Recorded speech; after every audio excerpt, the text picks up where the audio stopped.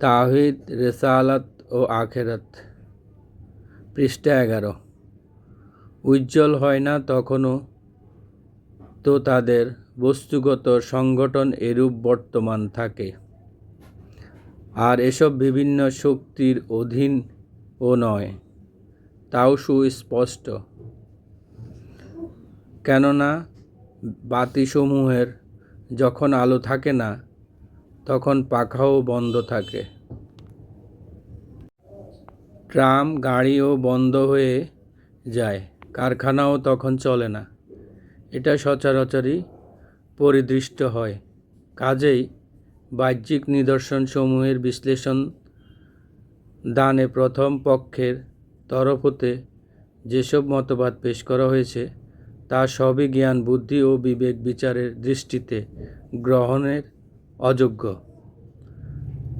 সর্বাপেক্ষা অধিক বিশুদ্ধ ও নির্ভুল কথা এটাই মনে হয় যে, এ সমস্ত নিদর্শনেই একটি শক্তি সক্রিয় রয়েছে এবং তার মূল মন্ত্র এক সুবিজ্ঞ, শক্তিমান ও বুদ্ধিমান সত্তার হাতে নিবদ্ধ।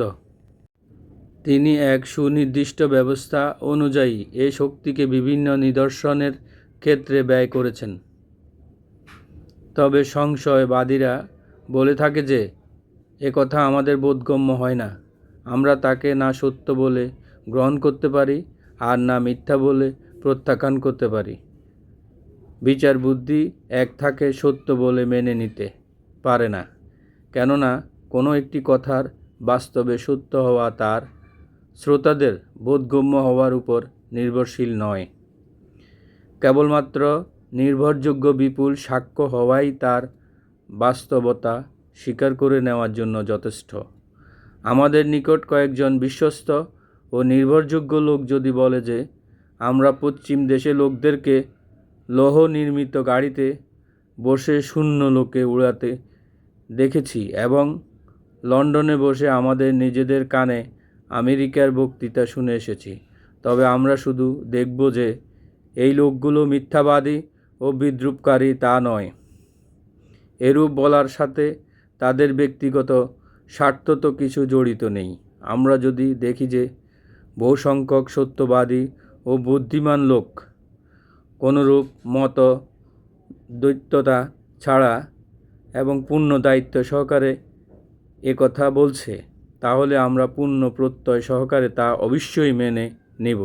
লৌহ নির্মিত গাড়ির শূন্য লোকে উড়ে যাওয়া এবং কোনো প্রকার বস্তুগত মাধ্যম ছাড়াই এক দেশের ধ্বনি কয়েক সহস্র মাইল দূরবর্তী কোনো দেশে দ্রুত হওয়ার ব্যাপারটি আমাদের বোধগম্য না হলেও তা আমরা বিশ্বাস করব।